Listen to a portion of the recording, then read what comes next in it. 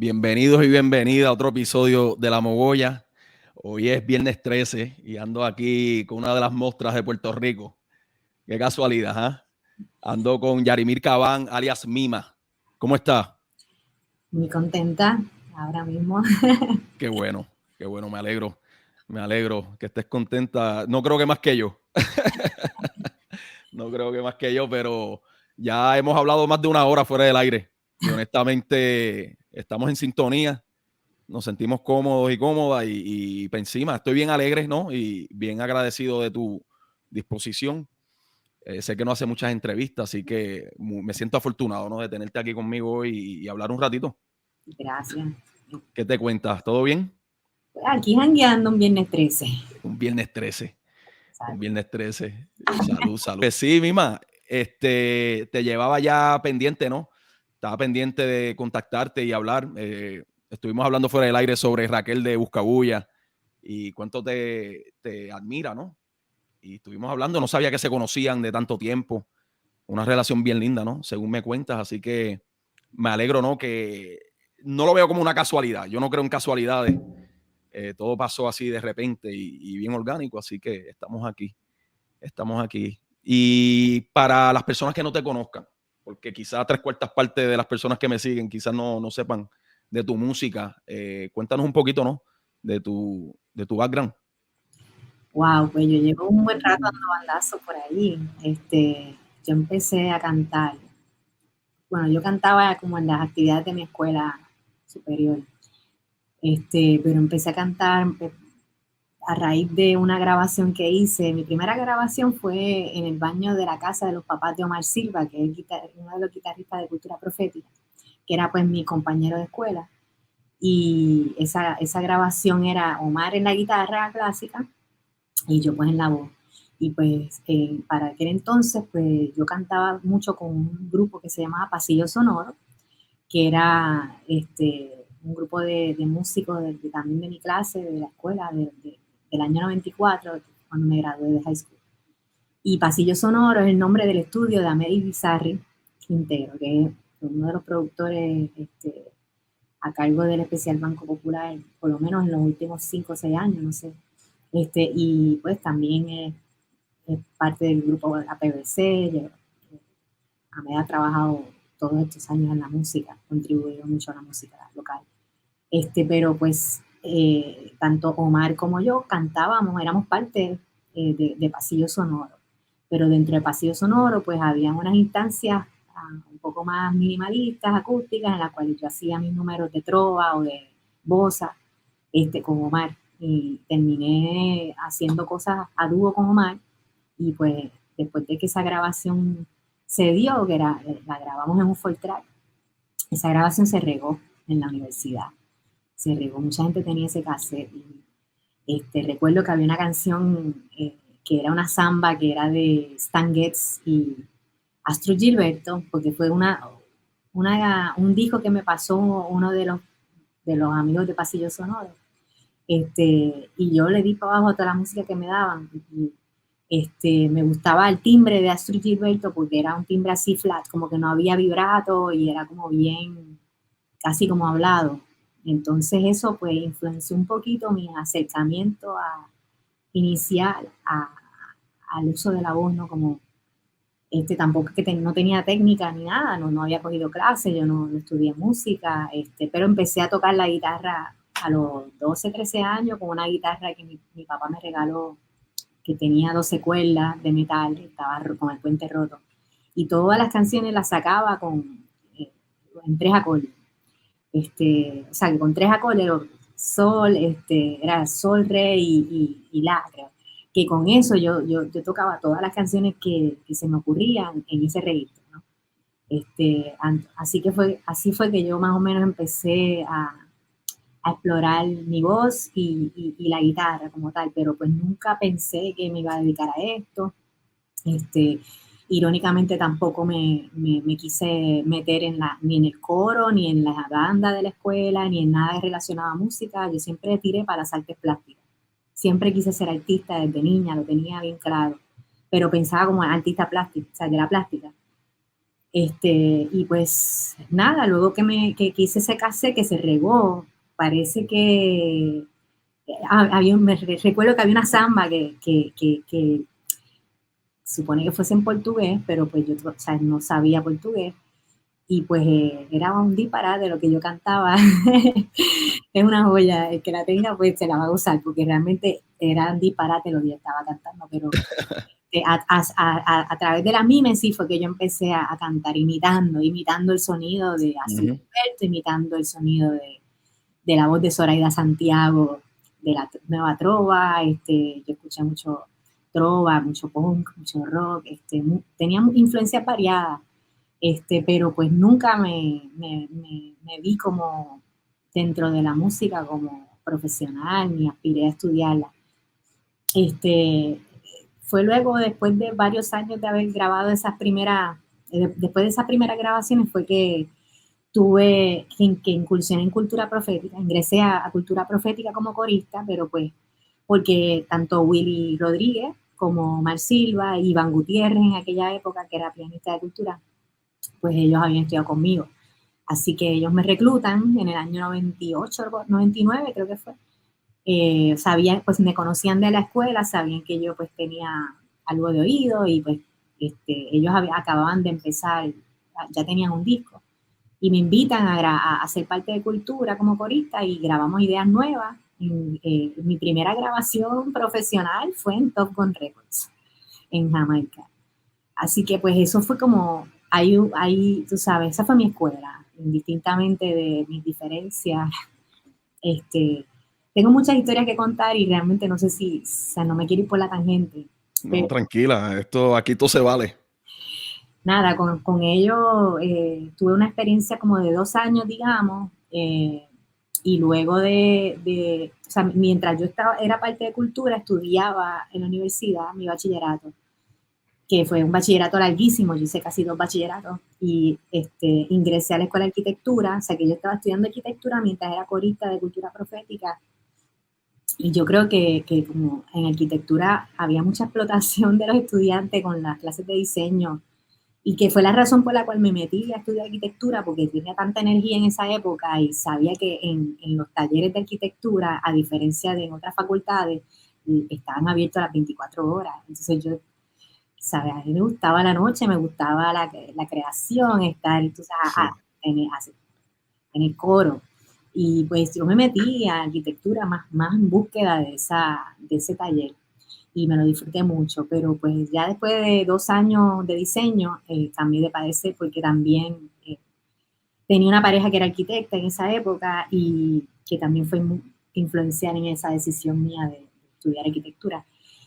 Y yo veía que la calle no tenía nada que ver con la escuela, que era bien sucia la cosa, era bien, ¿sabes?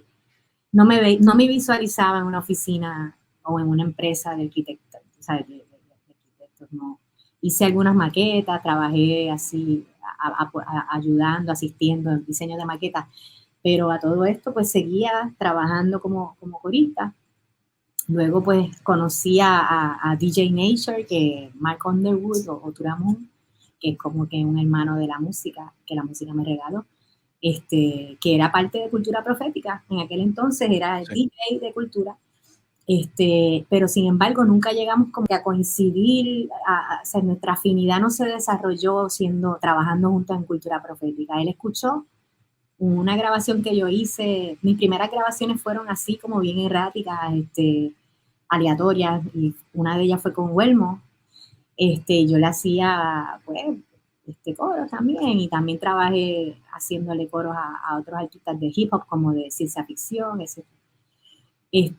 Pero no es que yo estaba en esos ambientes, como que no es que yo era del ambiente hip hop o del ambiente reggae, o sea, yo estaba en la mía estudiando en la universidad, y pues por estos vínculos la música llega prácticamente que me llama a la música, ¿no? Entonces un día en el callejón de New York, en Nature, me interceptó y me dice, te quiero mostrar algo, creo que era un disco brasileño, yo no sé si era Gal Costa. Ajá. Bueno, nada, me quería mostrar una grabación porque él quería hacer un mixtape y incluirme. Yo no sabía ni lo que era un mixtape. Y pues yo recuerdo que no estaba como muy en la de hacer ese tipo de cosas, pero éramos bien, bien jóvenes y bien ilusos los dos. Y nada, terminé dejándome llevar por, por él hasta cierto punto, porque él tenía una gran pasión por lo que hacía, o sea, por la música, tenía una colección de música increíble y estaba empezando a producir sus primeras pistas, él tenía una MPC de samplear, vi su proceso de cómo, o sea, era un nerd de la música, ¿no? Y pues era siendo afroamericano y teniendo una historia fascinante, porque la verdad es que la historia de él hay que escucharla. Pues yo quedé como que me inspiró mucho conocerlo, a pesar de nuestras diferencias, de muchas maneras me quedé como, o sea, fue alguien que fue crucial en mis inicios en la música, porque yo saliendo de cultura estaba terminando el bachillerato y pues podía hacer maestría, pero entonces ya para aquel tiempo tenía muchas inquietudes, yo quería seguir en museología o diseño y planificación de exhibiciones, pero realmente eran puras pajas. Yo sabía que yo tenía muchas inquietudes y no estaba del todo segura que me iba a arrojar por una dirección a estudiar, entonces en realidad yo creo que lo tenía claro porque no quería endeudarme para explorar algo, o sea, yo llevaba ya 7 años haciendo un bachillerato, entonces yo decía, coño, tú sabes, si esto me va a tomar hacer una maestría, pues voy a tener una deuda de 200,000 pesos, para Sí. siendo un artista, qué carajo, pues decidí que no iba a estudiar en ese momento y pues ahí da la casualidad que Ahmed Irizarry, el de Pasillo Sonoro, ¿verdad? Del estudio ahora de en Río Piedra Pasillo Sonoro, me llama para decirme, mira, tengo un guiso en Aquí se puede, que en ese momento Fofito Morales, que en paz descanse, era el dueño, acababa de empezar con ese negocio, ¿verdad? Y me dice, tengo un guiso ahí en Aquí se puede, pero no lo puedo hacer y pensé en ti. Y yo me quedé como que, diablo, pero yo nunca he hecho algo así, o sea, yo para aquel entonces, pues sí, yo había cantado, pero no tenía esa costumbre, o sea, de estar tocando a cambio de dinero, por ejemplo, o sobre todo no tenía repertorio mío, ¿no? Y él, tú sabes, como él es bien aventado, o sea, me decía, chica, pero tú puedes hacer eso, tú tienes un montón de canciones brasileñas que te sabes y te llamas a Omar ahí, que se aprende las canciones y tira con todo. Y él me prestó el equipo y de él por un año. Y entonces esa fue mi incursión a la música en Puerto Rico como solista. Empezó con un guiso en Aquí se puede, de sustituta de Amet. Y pues yo cogí pues el repertorio que tenía de música popular brasileña, noventosa, que era lo que me había, porque yo viví un año en Brasil, eso fue otra, en el año 94. Pues, es una experiencia que me marcó la vida también, y aprendí el idioma, ahí sí aprendí el portugués, y entonces pues el portugués me daba mucha libertad para cantar, porque pues no se habla portugués en Puerto Rico, así que pues si yo me equivocaba, no sé, sentía como más, como que el idioma me daba alas, y pues también la naturaleza del idioma es como tan melódico, ¿no? Y había tanto repertorio en esa lengua que yo pensé que era una herramienta como para hacer guisos en restaurantes y en espacios, ¿verdad? Donde yo era música de fondo. Entonces, pues, cogí una buena paleta ese año, estaba teniendo de más o menos 3 guisos semanales, o sea, en los jueves eran fijos, en los jueves creo que era, no, ya no me acuerdo bien, creo que era Aquí se puede, los viernes en Condado, en un sitio que parece que lavaban dinero, se llamaba Waikiki, todavía existe, yo tocaba en una esquina ahí, no le decía a nadie, y los domingos en Enlace Café. Entonces, en esa travesía conocí a los músicos que terminaron grabando mi primer disco, y bueno, no conté algo muy, muy importante, y es que yo salí de cultura profética porque a mí me votaron de cultura profética. Ok. A mí No me, sabía esa.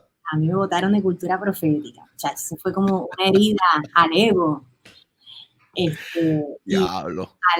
al ser expulsada de cultura profética, yo sentí como que un deseo de demostrar lo que yo era. O sea, como yo dije, pero estos pendejos no se dan cuenta, no se dan cuenta de lo que tienen. O sea, me fui en un viaje vengativo. Wow, no sabía que te habían votado de cultura profética. Pues yo no a veces lo cuento, otras veces no, pero es importante porque fue una influencia grande en la decisión en la decisión que tomé de incursionar en la música como solista.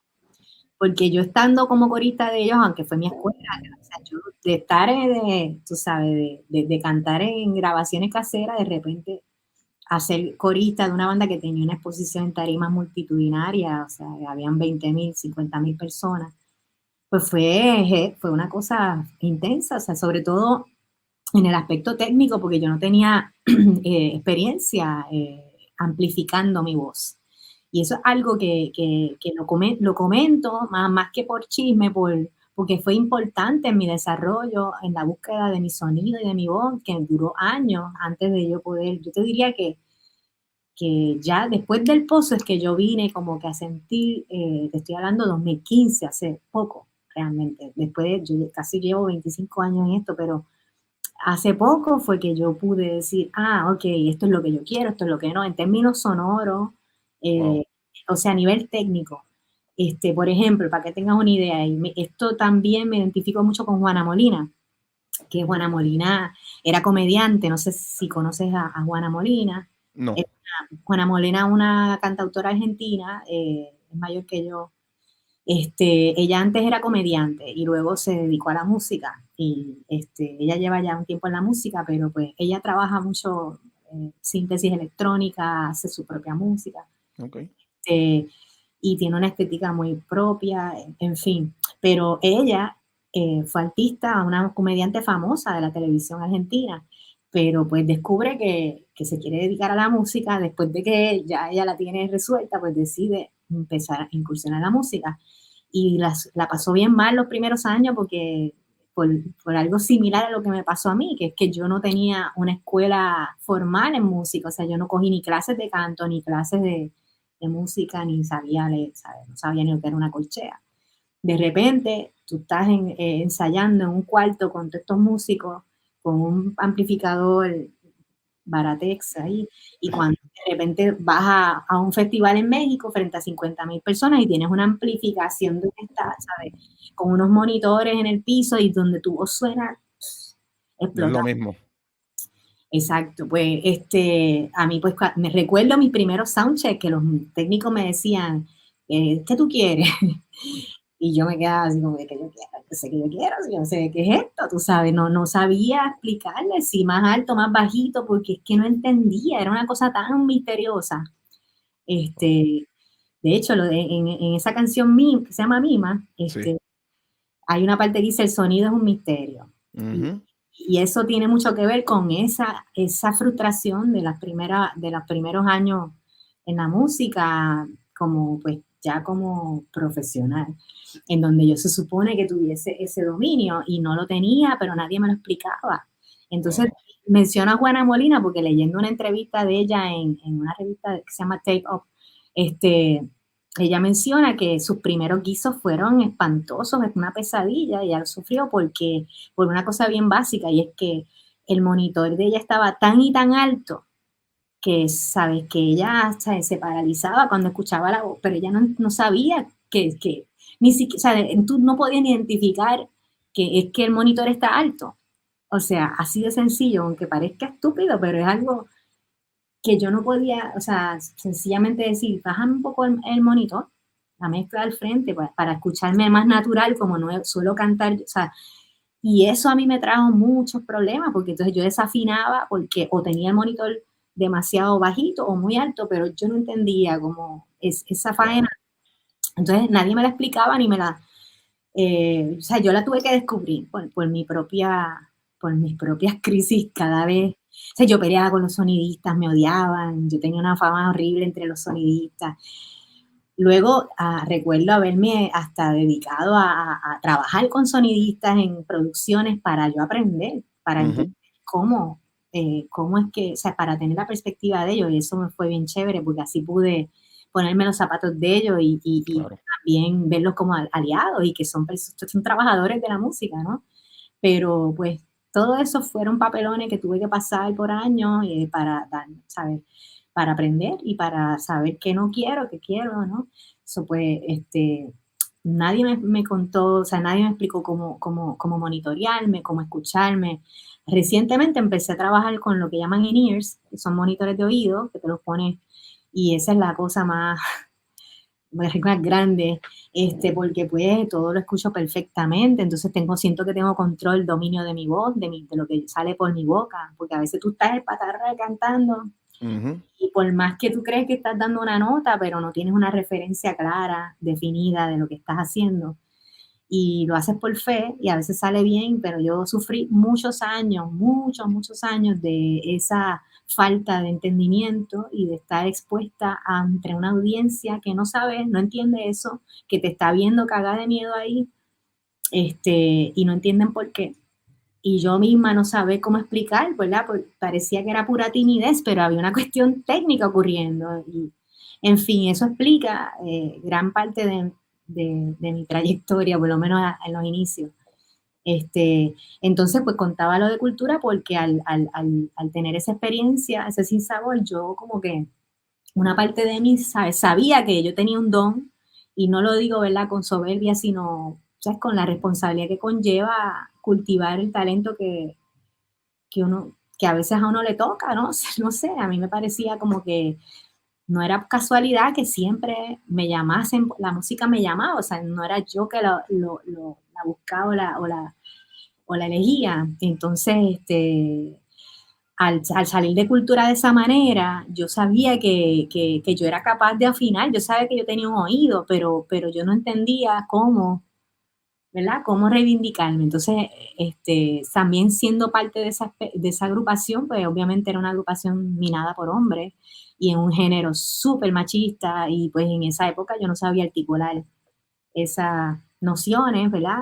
No tenía clara un montón de cosas que tengo claras ahora. Simplemente trataba de fluir con la situación y adaptarme y tolerar cosas que no eran tolerables, ¿verdad? Pero también fue mi escuela y fue una escuela muy hermosa. Una de las cosas que más me encantaba de esa escuela era la sonoridad de cultura era grande, o sea, dentro de cultura, ¿sabes? Había una ética de trabajo también, a pesar de que tenga mis diferencias, pero todavía están juntos, ¿no? Después de tantos años. Sí, Y siguen siendo independientes, así que algo tienen que estar haciendo, ¿verdad? Bien, exacto. pero tenían un sonido bien grande y yo recuerdo ir mucho con Iván Gutiérrez en el carro de él a los pisos que iban a hacer por el oeste y pues nos fumábamos un pollo y poníamos música en CD y chachos, como la música se escuchaba en esa travesía, tenía un poder que me inspiró mucho. Iván Gutiérrez era bien talentoso, y me inspiró mucho sobre todo a perseguir un sonido, por lo menos en esa época, estoy hablando 2000, año 2000. Así que esa canción misma que dice Sonido es un misterio y también me fugo por el oeste, eso es pensando en esa travesía que yo hacía con Iván hacia los guisos que se daban a veces en el oeste de la isla y escuchábamos mucha música. Y escuchando mucha música es que yo empecé a explorar mi propia voz y ¿sabes? Después de una ruptura también de una relación de 7 años, estando sola, logré empezar a tocar la guitarra más y hacer mis primeras canciones. Y pues después de que salí de la agrupación, ese deseo como de reivindicación, de decir, yo tengo algo que ofrecer, aunque parezca que no, pues ahí empecé con ese guiso que a mí me dio.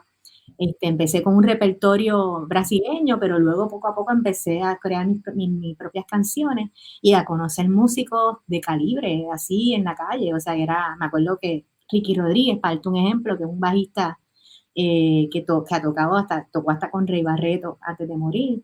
Ese es el que grabó mi primer disco. Y gracias, yo siempre pienso que el sonido del bajo de él le dio un cuerpo a esa grabación creíble, a pesar de que no trabajé mucho con él más después de ese primer año de formación, porque él después se fue para Nueva York, pero yo lo procuré a él por su sonido. Sí. No, honestamente, ese primer disco tuyo, obviamente me encantan los dos, pero Mima es un sonido que es timeless, ¿no? Transciende el tiempo porque lo puedes lanzar mañana y es un salvajismo de verdad. Yo cuando me topé con eso, yo dije, ¿y de dónde diablo salió esto, mano? ¿Dónde estaba yo, tú sabes, perdido, que no había escuchado esto antes?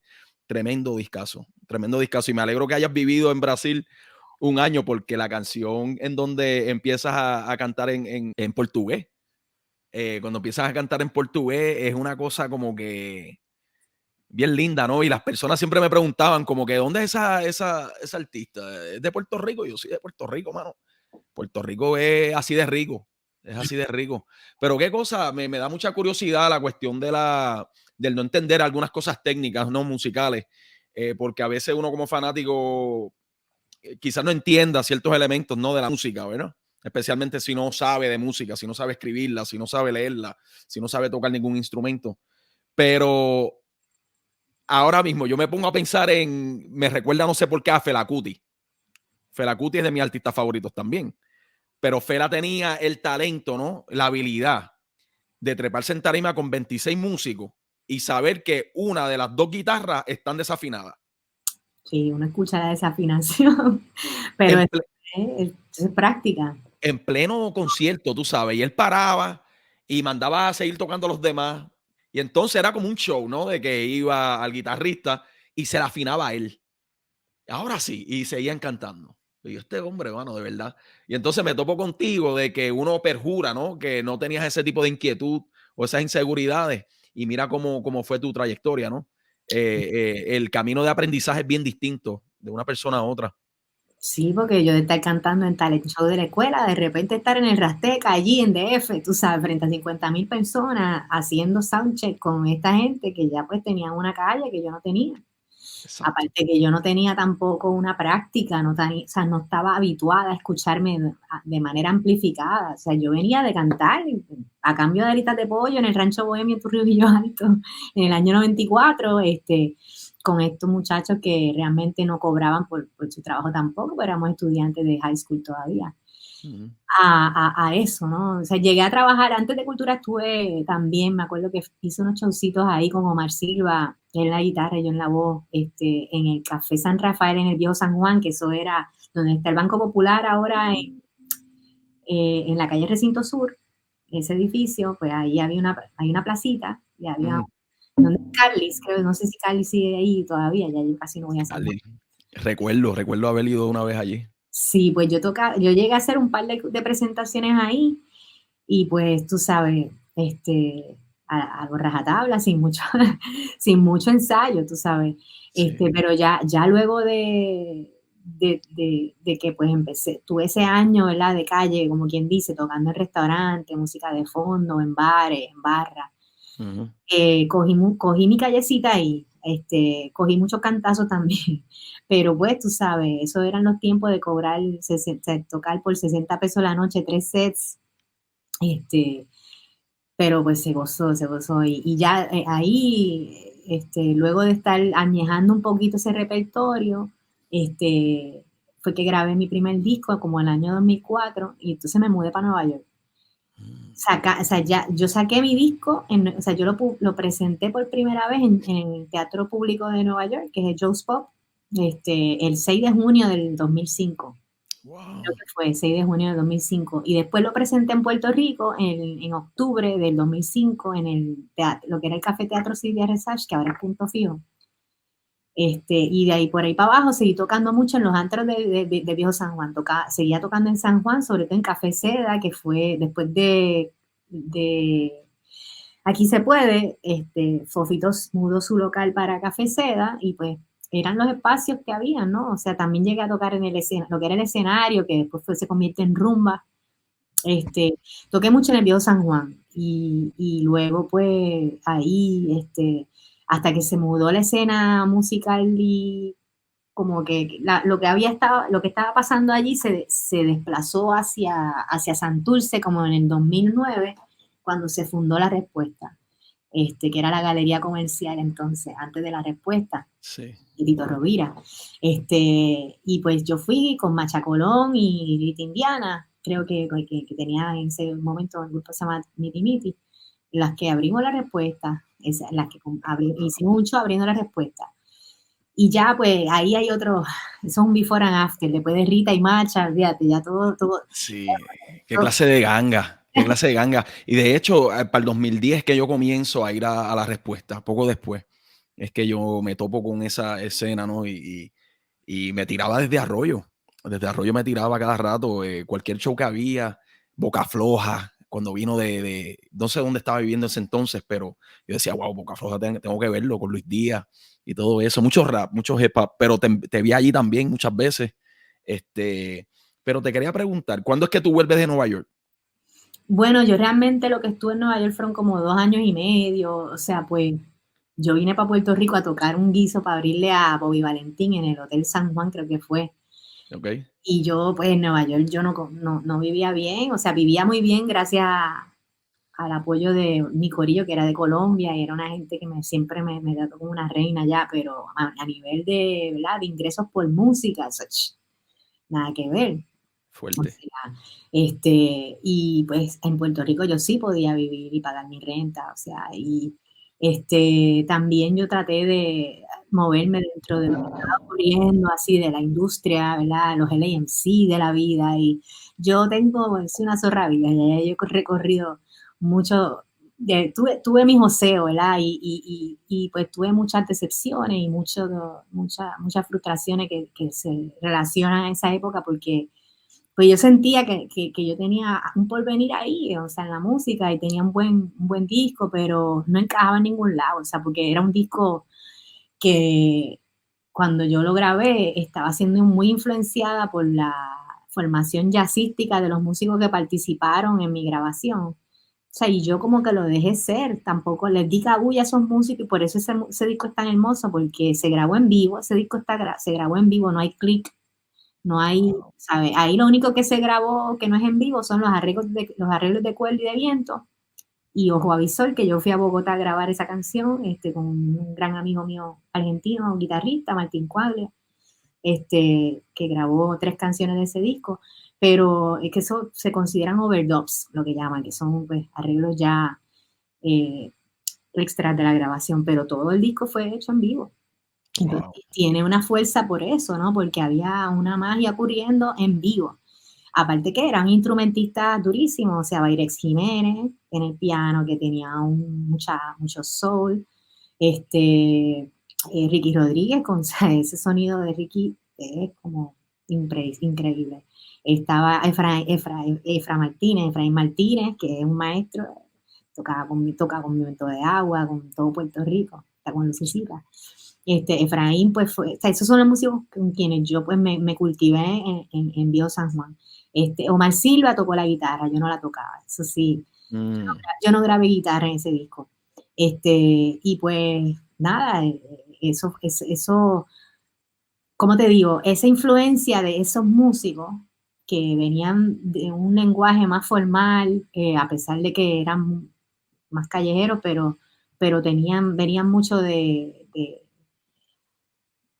pues no necesariamente compartían afinidades conmigo en términos, o sea, yo era un poquito más rockerita, ¿sabes? Nomás, este, descarrilada, tú sabes, en cuestiones, ¿verdad? Porque no venía nunca aspiré a dedicarme a la música. Esta gente ya estaba, ¿verdad? Desde bien adolescente eh, con su práctica y tenía un sonido enorme ya en ese momento. Entonces ellos contribuyeron mucho a mi sonido en esa grabación.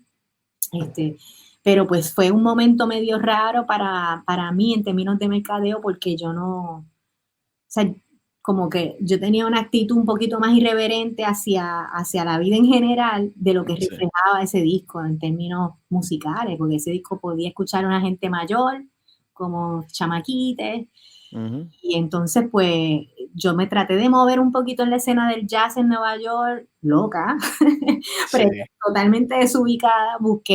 Yo me acuerdo que hasta me asesoré con la manager de Miguel Senó, porque pues Ricky Rodríguez se bandea en esos corillos, tú sabes, como el mismo Henry Cole, que ya para esa época estaba migrando a Nueva York también. So, yo como que traté de picotear allí, pero estaba bien desubicada, porque yo jamás, iba a ser cantante de jazz, o sea, realmente era una ponca de alma y corazón. Eso me costó mucho tiempo ubicarme, encontrar mi tribu, ¿no? O sea, y eso fue todo pues, una travesía en la cual todavía sigo, ¿verdad? Qué cosa, oye, qué cosa, porque la roguerita la sacas a pasear en el pozo. Quizás la producción del Pozo tenía más, pues más que ver con eso, porque primero que fue una grabación casera, el Pozo, que es una grabación, o sea, mi primera grabación fue una grabación de estudio con músicos de estudio y sonaba. Ya mi segunda grabación, pues, o sea, mi primera grabación quiero decir como Mima, ¿no? O sea, Claro. antes de Mima, pues estaban todos estos embeleco que yo estaba haciendo, ¿no? Pero cuando yo decido sacar este alter ego a pasear, pues, este, yo empecé como de, ¿cómo es? Como de adelante para atrás. O sea, empecé en un estudio profesional, con Ramón Martínez y Carlitos, se me olvida el apellido de Carlitos, que a fuego, de ahí de este estudio, donde grabé el primer disco, Playback. Pues tú sabes, ya en esa época, yo lo que hice fue lo que tocar en vivo lo que yo tocaba en los bares con esta gente. Lo que pasa es que pues se le metieron arreglos de viento, arreglos de cuerda, Ujú. hice pues unos experimentos con algunas canciones. Pero ya en el segundo disco se grabó en la casa, en el apartamento que tenía Nation, en Ocean Park. Y fue una grabación con un equipo muy precario, pero pues se siente el trabajo de él, el corazón, el alma de él muy, muy grande, ¿no? Sin embargo, en esa grabación mi voz, yo la siento bien aguantada. Y es un disco que me encanta por todo lo que le metimos de corazón y por las colaboraciones. Está Rita Indiana en la escritura de 7 de los temas.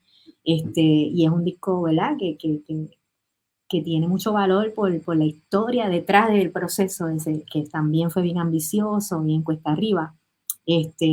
Pero pues, eso sí que fue do it yourself, o sea, ese disco fue otra cosa. O sea, fue yo ir para atrás y aprender lo que nunca supe cuando grabé mi primer disco. El primer disco, sí. Se siente, ¿sabes? Es algo que me chocó bastante y por esta razón asumí que tenías como que un antecedente y un elemento teatral, porque se siente mucho el teatro, ¿no? En las presentaciones del Pozo en vivo.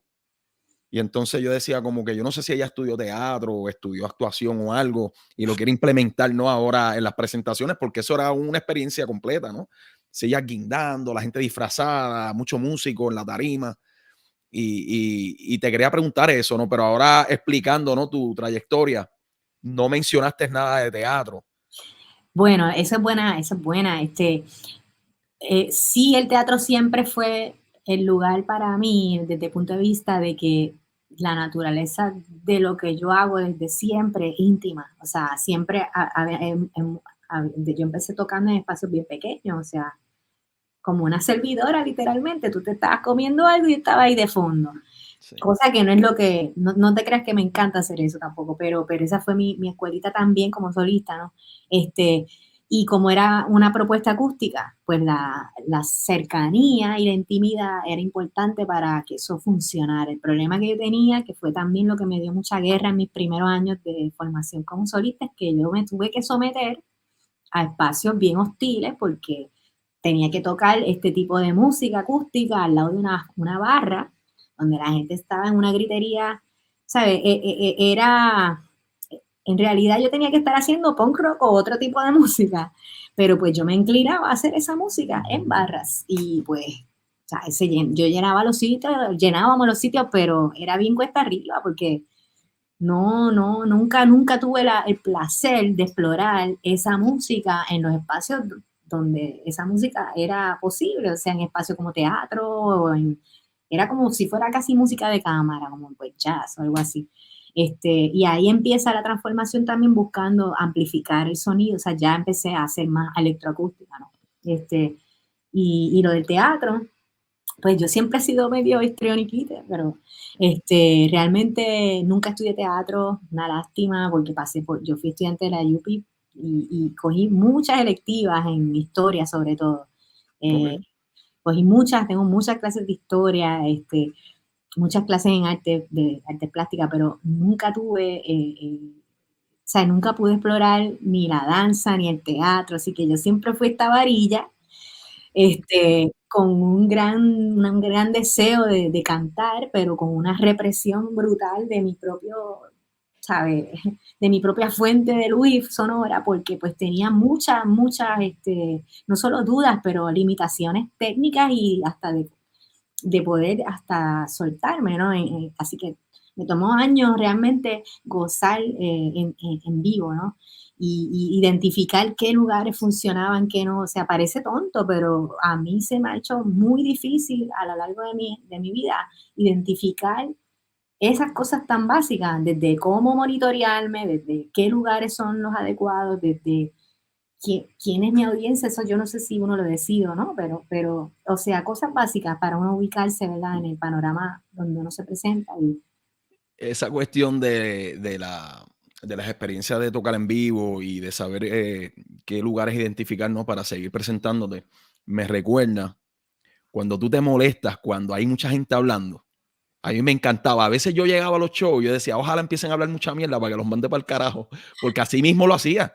Tú sabes, están hablando mucha mierda, se pueden ir para afuera para el carajo si van a hablar.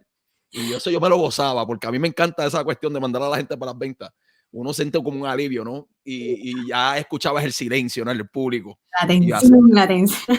así se habla. Me encanta esa atención, porque es No, que la gente no respeta. Tú sabes, pagaste una taquilla, llegaste aquí, sabes que se va a presentar, sabes que es meticulosa, ¿no? Con su arte.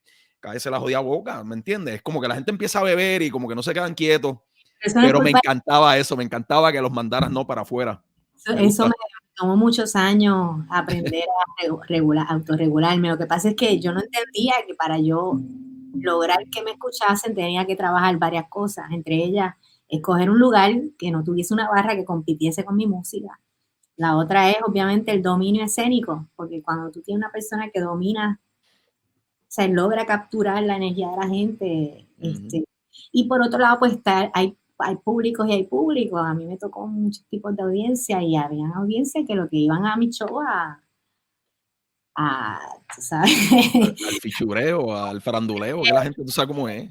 Entonces yo como que eso no lo soportaba mucho, pero a la vez no era culpa de la gente va a divertirse, a compartir, a pasarla bien y uno está ahí para que la gente, ¿sabes?, lo pase bien también. Entonces de pronto yo la estaba pasando bien mal en tarima y me ponía bien mandona y bien insoportable con los técnicos, los sonidistas, olvídate, era una pesadilla. Yo le podría, o sea, yo no quiero regresar atrás a nada, no se me quedó nada en los 90, no hay nada de las pocas cosas que extraño es a mi abuela, pero el resto este, digo, y obviamente sí, podemos hablar de eso en otro año.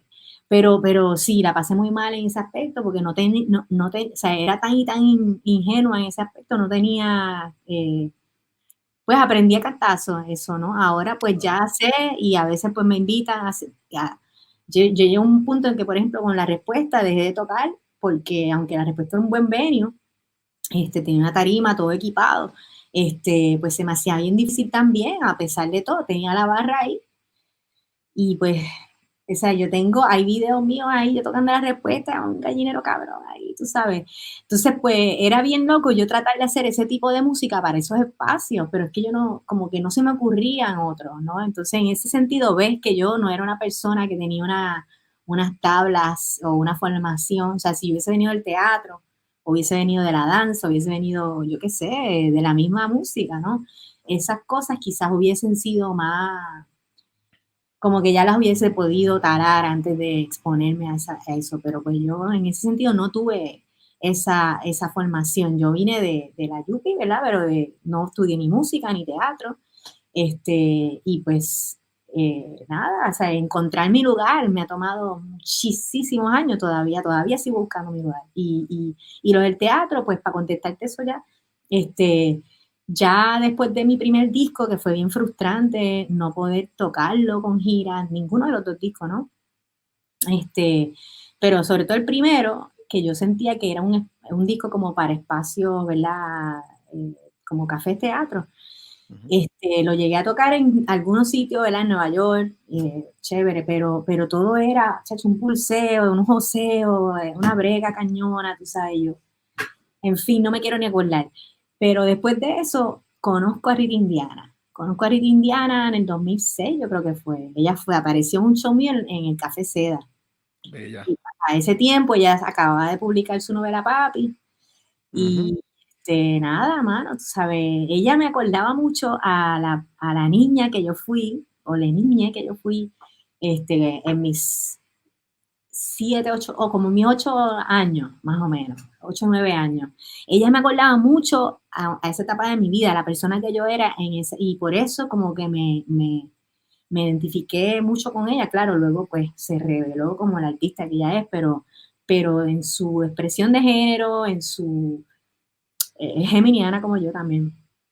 Tenía un H y una cosa que me acordaba a esa niña que yo fui, que era una niña muy feliz, y muy parlanchina y muy, tacho, me encantaba el culillo y la pendejata. O sea, esa energía que tenía, pues nada, nos enyuntamos, tú sabes, nos conocimos, terminamos siendo roommate, ahí empieza la colaboración con ella, y en esa misma época conozco a Macha Colón, o sea, Gisela, en el taller de cantautores, en una presentación que ella ofreció, y estas personas aportaron mucho a mi formación como artista, porque pues ya tenían una madurez y pues, o sea, la ingenuidad que yo tenía, que quizás era lo bonito, se complementaba, ¿verdad? Con la sabiduría que ellas venían cultivando. Macha es una late bloomer, y Rita, pues, venía de la literatura, o sea, de escribir sus novelas, aunque pues tenía pues una cultura inmensa que ella tiene, ¿no? Y pues obviamente Nature, que es una persona con una visión bien de productor y es un artista solista que al final terminó descubriendo su voz después del pozo, ¿no? Todas esas personas tenían muy clara, como que integraban en sus propuestas el aspecto audiovisual, tenían, o sea, pues Macha cineasta, ¿verdad? Rita acaba de hacer una película, bueno, se filmó una película sobre su primera novela, o sea, ambos todos diseñaban sus flyers, y aunque yo tenía cultivado una cuestión medio plástica visual porque venía de la arquitectura o de humanidad, de las artes plásticas, pero nunca realmente me dediqué a elaborar eso. Y yo creo que siempre fue lo que yo deseé desde niña, ¿no? Estar en esos circuitos, dedicarme a eso, a la plástica. Estas personas, que aparte de ser grandes amistades mías, me, me nutrieron mucho, ¿verdad? Y me inspiraron mucho a explorar la voz y el sonido, pero ya abrazando, ¿verdad? Lo que es la creación escénica, y empecé quizás a explorar un poquito más. Ahí entran también, desarrollo amistades con gente de teatro como Cairiana Núñez, que eventualmente colaboró con ella. También era bien fan de Super Aquello. A Super Aquello yo lo conocí cruzando la calle del Cristo en el 98. Yo todavía estudiaba arquitectura. Yo creo que yo estaba empezando como corista de cultura y recuerdo cruzar la calle del Cristo y escuchar el sonido de Super Aquello. Yo no sé qué era, meterme al Don Pablo y ver a Eduardo Alegría, a Francis Pérez, a Paul Rossi creo que era, y a Patricia Dávila en un show súper acústico, y verlo en tarima. O sea, lo menciono porque es importante darle crédito. Acabo de hacer una colaboración con el concierto de Alegría Rampante, ¿no? Y pues recuerdo el impacto que dejó esa primera escena, o sea, ver a Super Aquello en ese contexto, pero fue un oasis, porque en esa época, el 98, lo que yo recuerdo que estaba sonando en la radio era Ricky Martin, La Copa de la Vida, no sé si era... Recuerdo ese año, recuerdo. O sea, como que a nivel comercial era raro lo que estaba ocurriendo, porque había como un vacío, se estaba colapsando la industria musical como la conocimos en los 90 y transformándose en lo que fue, ¿no? En lo que se Y de hecho, la primera vez que yo te vi en vivo, Super Aquello también tocó. Yo te fui a ver al Indie Fest en Aguadilla. Porque me Sí, hablaban de esta mima y mima y mima. Y yo, mira, ya es hora de yo verla, ¿no? Y fui para allá. Entiendo que fui 2 años corridos. Yo creo que fuiste el año antes de que Robbie cerró. sí. En que yo fui como, creo que fue, no sé si 2009 y 2010, algo así. Algo así, algo así. Pero recuerdo haber visto Super Aquello también. Y Sí, yo, que fue diablo, esto está cabrón, de mano. sus últimas presentaciones, yo creo que Balloon también estaban. De verdad que ese festival era otra cosa. Era otra cosa. Te quería preguntar, porque noto que eres bien meticulosa, ¿no? Con tu arte, ¿no? Con lo técnico también. bueno, no Y sé si eso, me y, o neurótica que son todas. y eso está bien, porque yo soy igual. Yo soy, mi pareja me critica de soy demasiado perfeccionista, pero es que para lo que uno le apasiona, uno tiene que ser bien detallista, ¿no? ¿Eres así, tienes una relación de amor y odio con la musa? Porque la musa es algo que viene y va. Hay personas que logran un nivel de profesionalismo que independientemente tengan la musa no trabajan y hacen cosas maravillosas. Pero tenía esa curiosidad de ti. Bueno, yo tengo un prejuicio con eso porque yo no sé si fue estudiar un poquito de arquitectura que como que había como una ética medio de abuso y explotación con los estudiantes, como Mm, que la cosa no era un código, era como que era práctica mm, y zumbarte y hacerlo, ¿no? Entonces, exacto. yo por un lado como que cultivé ese prejuicio desde ahí, o sea, como que no es una cuestión de que llegue o no la musa, sino que te tienes que poner para lo tuyo. Pero ciertamente he tenido instancias en las cuales he sentido literalmente que estoy en conexión con algo, ¿no? Y que es como, como que estoy canalizando algo. Y no me quiero poner, ¿verdad? Muy metafísica, pero yo creo que más que o sea, no es que como que te llega y se te va, puede que haya algo de eso, ¿verdad? Más místico, metafísico, pero creo que uno tiene que crear las condiciones para que eso ocurra. Uno tiene que arrancarle tiempo al tiempo para que eso ocurra. O sea, tú tienes que buscar la forma de apropiarte de tus espacios o de los espacios para crear, para practicar. Y en ese sentido, pues yo he tenido muchos desafíos con eso porque como yo no, vuelvo y repito, yo no soy músico, o sea, de formación, yo no Ujú, estudié una teoría, yo no tengo unas prácticas como las tienen los músicos que conozco. O sea, yo lo que he aprendido, lo he aprendido de aquí y de allá, de gente que conozco, que me han dado fundamentos, tú sabes, pero nunca he tenido una manera específica de hacer las cosas y eso pues ha sido lo bonito y lo feo a la vez. O sea, y creo que las mejores cosas que yo he hecho ha sido por la determinación de hacerlo, o sea, porque he creado las condiciones para lograr eso y sobre todo el creer en eso, ¿no? Yo sé que suena un poquito medio, quizás suene medio místico, pero en ese sentido, yo que tengo un background bien religioso, la fe en lo que tú haces y en ti misma es algo fundamental para que las cosas pasen. claro. Entonces, yo tengo unos issues ahí porque a veces carezco de, o sea, esto no lo tengo que decir, es una información, ¿verdad? Pero carezco mucho de fe, en general. Y para mí vivir es bien, aun con todos los privilegios que yo tengo y los reconozco, ¿verdad?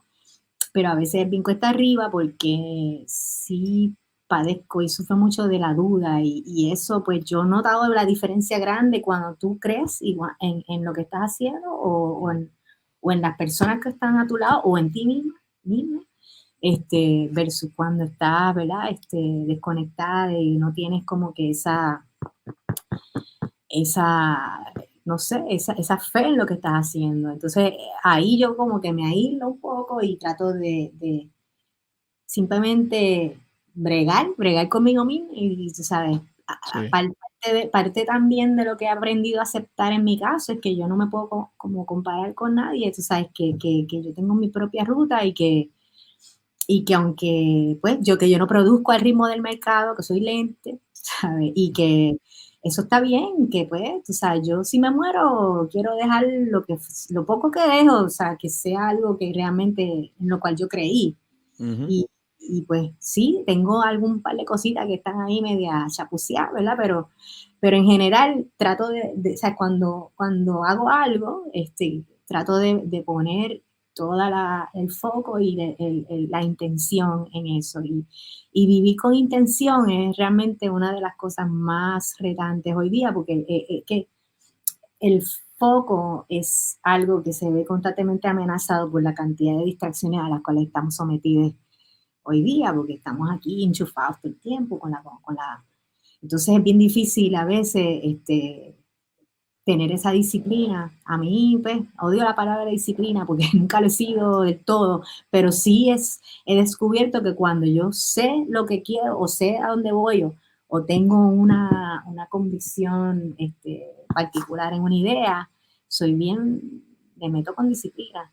Pero cuando Ok. no lo sé, o sea, es como que suelto el batón y a veces pues me miro en otras cosas. Y pienso también que en mi caso yo creo que la vida es importante que me atraviese para la música que voy a hacer. Así sea que pasen 20 años entre un disco y otro, entonces como a lo mejor estoy siendo un poquito, estoy distorsionando la cosa, pero pues yo creo que se nota, ¿no? Entre un disco, o sea, entre un disco y el otro hay una gran diferencia estética y de actitudes y de recursos y de sonido y de todo, o sea, y entre singles también, los sencillos que he hecho, he navegado muchos géneros y muchas sonoridades y pues algunas más atinadas que otras, pero siento que le he podido sacar mucho a las colaboraciones y tiene mucho que ver con eso, con que pues que te pasa la vida por encima y tú cambias de perspectiva, cambias de,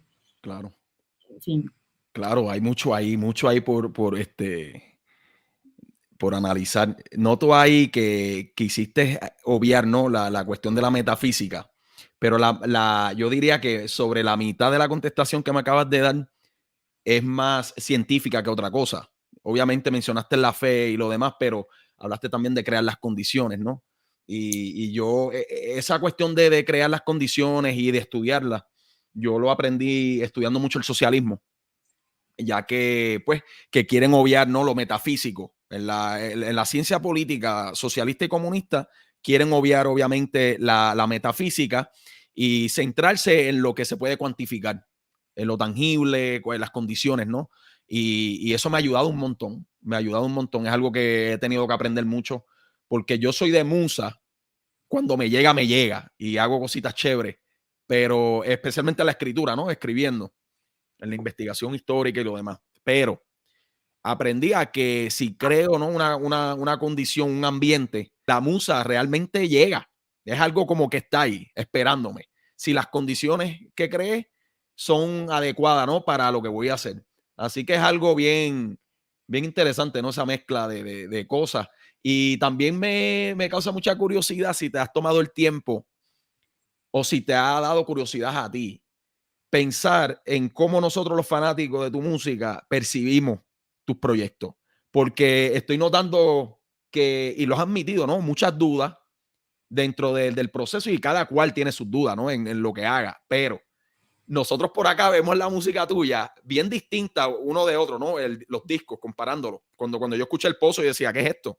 Tú sabes, no de forma negativa, sino como que es bien diferente al primer disco, pero está cabrón como quiera. Y ahora tú me dices que fue utilizando unos instrumentos caseros, ¿no? Fue algo más do it yourself y lo demás. Pero cuando nosotros lo percibimos por acá, es como que, mano, esta mujer le está metiendo caña y sabe lo que está haciendo. Tú sabes, no notamos la duda, es lo que te quiero decir. No estamos Bueno, notando ningún tipo de duda, no notamos ningún tipo de inestabilidad. Es una cosa impresionante, de verdad. La bueno, lo que pasa percepción. es que es injusto, ¿verdad? Como que obviar las dudas porque Sí, en los discos no se reflejan los procesos, los discos son productos de un producto. proceso. Entonces, a diferencia de la danza o el teatro, donde esos Ujú. procesos este, resultan, ¿verdad? En una presentación efímera para los efectos, pues la música tiene eso a su favor, o sea, una canción viaja en segundos por el mundo entero hoy día, ¿no? Entonces ya pues ahí pues tú, pues, no. O sea, lo que la gente no, para mí lo del el pozo, lo más interesante del pozo, nadie lo conoce. Pues, es todo lo que nosotros pasamos detrás de ese proceso. Este, eso es una cosa que a mí me encantaría que pues en algún momento lograr, poder compartir, aunque es una síntesis de ese proceso con la gente, pero pues eso más por mí misma realmente, porque fueron años de mi juventud, o sea, fueron años de la juventud de mí y de Moon, tú sabes, que Ujú. años, ¿verdad? De dedicación y de búsqueda y tal. Y en cuanto a lo metafísico, yo soy súper metafísica, mística y tal, pero lo menciono un poco también por responsabilizarme sobre los procesos, porque Los creo procesos. que, ¿sabes? Yo reconozco que no soy una artista en ese aspecto, ¿verdad? Competitiva ni convencional, o sea, no soy muy productiva que digamos, o sea, no soy tampoco, quizás hubo una época en que fui muy pretenciosa, sobre todo cuando empecé a tratar de crear imágenes más teatrales, lo que sea, pues no sabía, estaba tratando de encontrar una expresión que sintonizase más con la música que estaba desarrollando. Claro. Pero pues poco a poco, ¿verdad? Uno viviendo y aceptándose y también aprendiendo a relacionarse de manera más sana y buscando su propio lugar, ¿verdad? Esas cosas pues van naciendo de otra forma, ¿no? Y van cogiendo nueva vida. Ujú. Sí, he tenido mucha suerte también y, o sea, tú me hablas de mi música, pero realmente no es mi música. O sea, yo tengo mi visión o mis deseos, sobre todo mis deseos, que son es lo que el motor ¿verdad? De las cosas que hago, pero todo esto es un trabajo colectivo y no lo Exacto. digo, ¿verdad? Queriendo ser la más colectiva, pero es que es la verdad, o sea, Claro. el pozo fue un esfuerzo de mucha gente y pues, La colaboración es divina. La colaboración es divina. La bueno, naturaleza trabaja en colaboración, tú sabes. Nosotros somos, el ser humano, ¿no? Es bien individualista, especialmente bajo este tipo de sistema político económico que ha creado esta cultura, ¿no? De individualismo, pero realmente la colaboración hace tantas cosas bellas que no sé por qué las obviamos a veces y la ignoramos, pero te quería preguntar eso, ¿cómo tú compararías, cómo te sientes al presentarte sola? Porque te he visto sola en vivo, pero también te he visto con un bandón de 15 músicos, ¿no? ¿Prefieres a alguna presentación a otra o te sientes distinta? sí, bueno, a mí me encanta tocar sola y me encanta tocar con músicos, es que son Okey. dos cosas muy diferentes, o sea, Ujú. a mí no me gusta ya liderar bandas, o sea, creo que tuve, pues, yo creo que desde el 2013 dejé de tocar con banda. Mi última presentación con banda como tal fue en el Boricua en el año 2013, que fue una presentación ahí súper al garete, o sea, como que no había ni tarima, nosotros no nos veíamos, acá allí habían como 2000 personas, había gente trepada en los aleros de las casas, y Recuerdo, que recuerdo.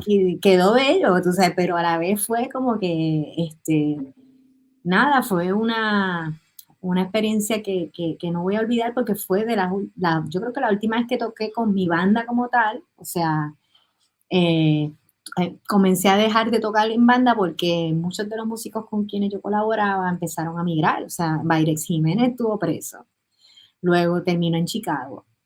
Sigo colaborando a distancia con él porque tiene un proyecto con Ariel Robles, que es el bajista con quien yo colaboré después que Ricky Rodríguez salió del proyecto, con quien he colaborado casi, no sé, más de 13 años, muchos años, 15 años quizás. Ariel se mudó para New Jersey. Entonces, Ariel tiene un grupo que se llama Vaya Monster y yo pues he hecho voces ¿sabes? Me gusta mucho su proyecto, yo quiero muchísimo a Ariel, es alguien que tiene un talento y un corazón y nada, una persona que quiero que salga hacia adelante porque de verdad que tiene mucho que ofrecer. Así que yo sigo colaborando a distancia con ellos, aunque realmente no han tenido todavía la oportunidad de poder presentar ese trabajo. Yo creo que eso en algún momento va a salir.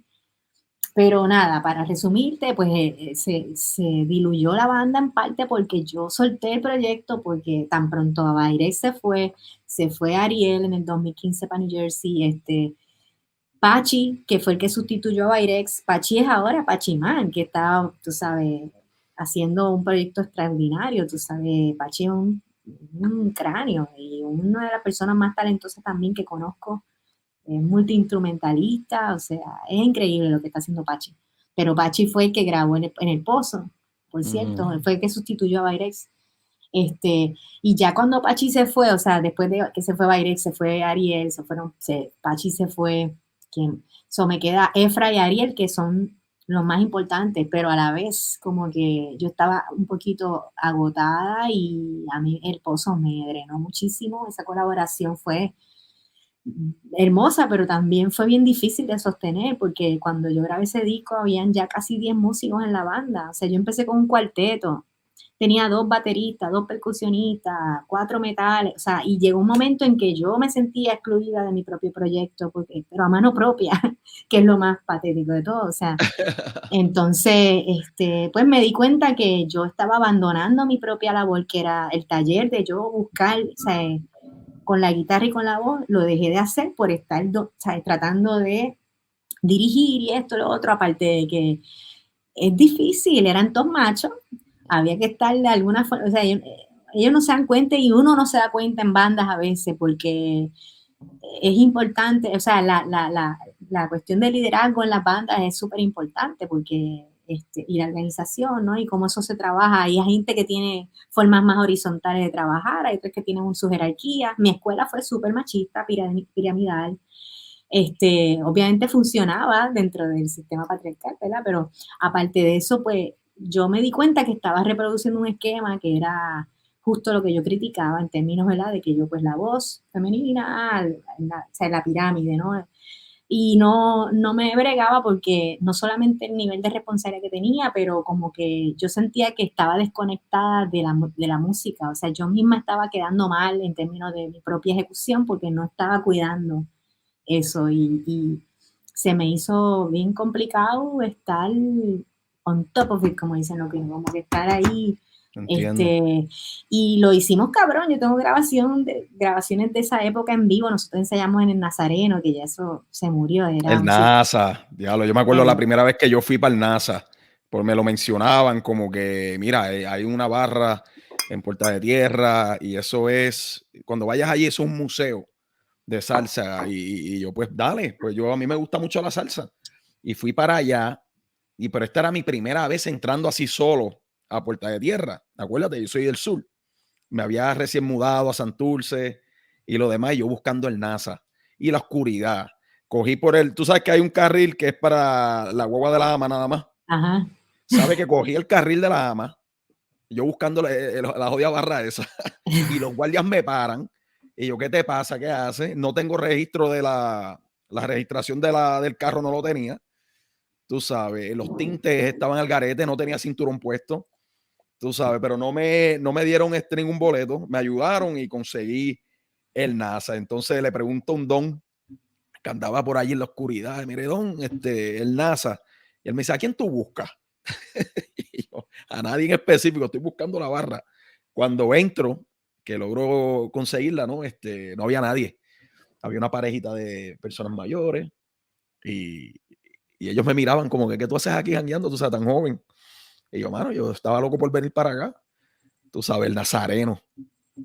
Qué cosa, oye. Sí, bueno, a mí me Tremenda encanta barra. ese lugar, nada, nos acogió por una época, en el Sí. 2012, sí, como yo, fue una loquera, en verdad era que estábamos empezando como a ensayar ahí en parte por fans que éramos del espacio y pues por la rumba, todo, o sea, pero también tenía un amigo Lester Nurse, que el hijo de Lester Nurse padre, Papi, que eso la es. leyenda, le decían 60 Millions. Yo amo a ese hombre. Ese Pues, hombre es mentor mío también. pues está Lester en el Nurse es otra cosa. padre o el hijo. Lester Nurse, el viejo cangrejero, el único que conozco, no Yo estoy conozco al hablando hijo. el hijo, el hijo. Es que Yo estoy yo, hablando del papá. yo viví en la calle Jefferson por 13 años, ahí donde vive Lester Lester. Nurse. Sí. Y pues Lester es nuestro vecino, le decíamos 16 Million, el hijo es idéntico al pai, pero con menos cara.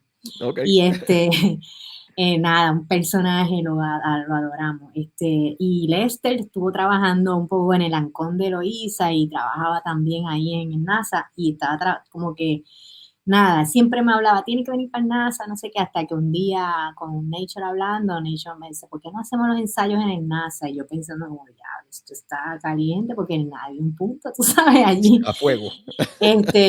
Y nos tiramos a hacerlo allí, hicimos los ensayos, hicimos como una residencia allí en el NASA y de hecho un tiroteo en el parking al lado mientras ensayábamos. Nada, fue una experiencia increíble, pero pues fue como que muy breve porque un poco después de nosotros terminar fue que acabaron cerrando en NASA, ¿no? Pero recuerdo estar celebrando un cumpleaños mío en NASA y Roberto Roena entrar por la puerta y saludarnos y darnos, Paz Dios, descanse. que en paz descanse. A Roberto Reina nos lo encontramos mucho también en el local de Israel y Laura ahí en la Jefferson, que tienen este sitio que se llama Laurel ahora, que lleva de los pocos sitios originales que quedan en la Loíza, pues, y Roberto Reina iba mucho ahí a jugar dominó, Yo lo en fin. veía en el balcón de Zumbador y en la factoría, ¿no? Después, en sus últimos años, lo veía mucho también. Estacionándose bien al garete, tú sabes, porque estaba jangueando toda la noche en Dios. Hizo las 4 de la mañana y el viejo está todavía dándole duro, porque el alma es joven, ¿no? Jangueaba Sí, duro, duro, duro. fue verdad, muy buena gente. Pues sí, en el NASA lo menciono porque tengo grabaciones de los ensayos de esa época y suenan bien, o sea, estábamos haciendo algo bien, pero para mí yo me agoté y, o sea, no sé, por muchas cosas, también hacer la presentación del disco en el Teatro de la Universidad, que fue una experiencia inolvidable, Ujú. pero fue también una gran lección, ¿sabes? Yo me estrellé económicamente hasta cierto punto ahí, pues porque pues yo no tenía una disquera, no tenía un manejo, o sea, traté de crear esas cosas de manera independiente, pero no sabía realmente cómo hacerlo y dediqué toda mi energía a la presentación del disco y no a la venta del disco. Entonces, fue duro porque regalamos la presentación, o sea, la entrada fue libre, pero no pudimos vender los discos completos porque el enfoque, la gente quería entrar a ver la presentación y asegurarse su espacio y dejó la compra del disco para lo último y después al final nos estaban botando del teatro. So, no pudimos terminar de vender los discos tras que regalamos la presentación. Coño. Así que eso a mí casi que me quebró, mano. O sea, yo después de eso, a pesar de lo bello que quedó y que fue una experiencia memorable, pero fue una inversión de energía y de un derroche de recursos y de talento que quedó bello, pero una sola vez, una sola noche, una cosa, o sea, el crew era de 45 personas. En músicos nada más habían 22 o 23 músicos en tarima, o sea, A fuego. pues porque tocamos el disco tal cual se grabó, o sea, todo. En fin, nada, fue inolvidable y no es que me arrepiente, pero fue una experiencia de aprendizaje y después de eso yo dije, no, yo voy a hacer una pausa en el sentido de que no voy a seguir tratando de trabajar cosas tan ambiciosas y voy a empezar a volver a retomar el trabajo con la guitarra, con mi voz. Y pues eso fue como un tiempo así. Yo nunca paré de hacer cosas, ¿no? Pero sí dejé de presentarme con bandas y bueno, luego tuve una especie de híbrido raro ahí en el 2015, creo que fue que me presenté en la Plaza Convalecencia sin bajo, con Efraín Martínez, con Nature, o sea que eh, en un drum pad que él tenía, con Janis Maisonet en el saxofón, Franco Reyes en el barítono, saxofón barítono, y era así, era sin bajo, me acuerdo, que fue una cosa medio experimental. Esa fue la última vez que trabajé en mi repertorio con una banda, yo liderando, ¿no?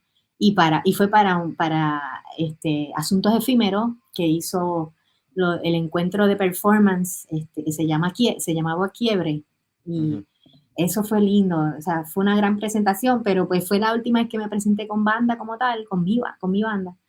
Y después de eso empecé a hacer cositas así, a tratar de resucitar y hacer cositas como explorando la música popular jíbara. Ya yo había empezado a hacer eso desde el 2009 por ahí. Pero pues seguí buscando eso. En el 2014 grabé La Máquina, Patinada, una versión de eso. Y pues me presenté mucho en formatos como solista, o sea, empecé a trabajar, no, bueno, como solista quiere decir sola, yo con la guitarra literalmente.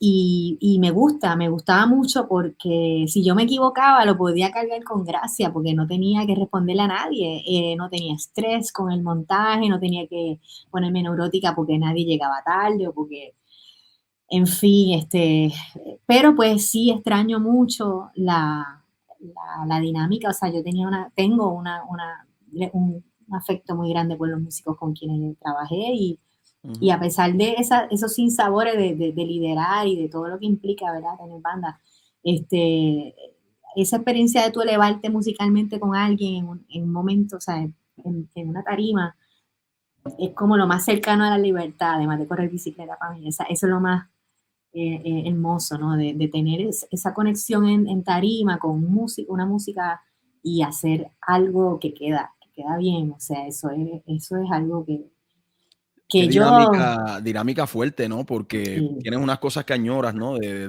liderar bandas, pero al mismo tiempo me resaltó mucho, ¿no? Que te gusta también no tener esa responsabilidad y hacen magia como quiera, porque esa presentación con Ife, específicamente la que a mí me marcó mucho fue la de Filadelfia. No sé si recuerdas. La que presentación. tocamos varias veces en Filadelfia, no sé cuál de Sí, todas. hay una que es con una emisora. Eh, Eh, en creo que World Café, algo World así. Café, algo así. Y yo, Sí, tremenda esa presentación, tremenda. sí, bueno, ya esos son, bueno, ahí ya esos son otros 20 pesos, esa no era mi banda como tal, o sea, ya ese es un trabajo, eso es un proyecto que lidera Autoramun, Exacto. y yo acompañé a Autoramun en el lanzamiento de su proyecto, tú sabes, desde la creación hasta el 2019, el verano del 2019. Sí, porque después vino la pandemia, exacto. Ujú. Este, sí, que fue el último verano que me fui de gira con IFE.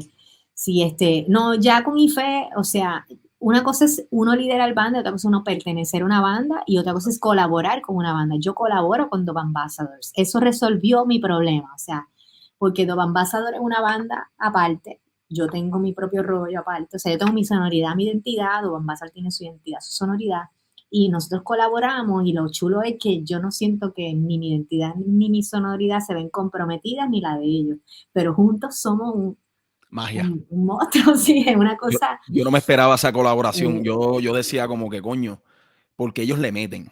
Ellos le meten sí, bien son cabrón. excelentes. Esos discos están a otro nivel, especialmente las colaboraciones con Gumbayabari, Sí, sí, con Carmelo, que con Carmelo es Carmelo. una bestia, sí. Este, Y entonces contigo, y yo ven acá, mima con los International Dove Ambassadors, ok.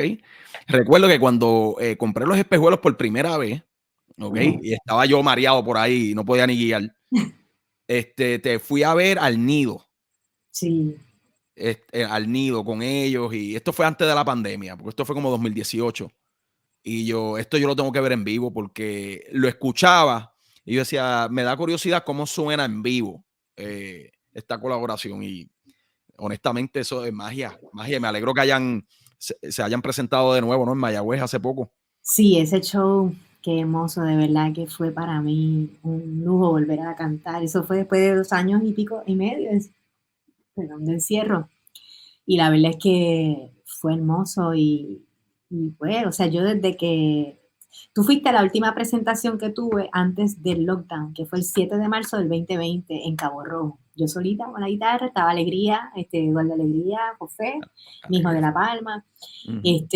Luis Díaz, Intifada, El Mejayalas también estaba. Hermes Ayala, y Estaba en mis este, favoritos en una noche y yo estaba a punto de mudarme y yo voy para allá, me voy a tirar y tremenda la pues presentación. esa fue la última presentación. Yo tuve una renuencia total a hacer lives, y se me hizo muy difícil realmente crear música en la pandemia. No estaba nada inspirada, no tenía ningún tipo de aspiración, ni deseo, ni futuro. O sea, yo no tenía visión de futuro, nada. Yo estaba completamente bloqueada, o sea, y en la pandemia como tal lo que hice fue organizarme más, creé mi canal de YouTube, tengo un canal de YouTube, tengo que llegar a 1000 suscriptores, coño, por lo menos.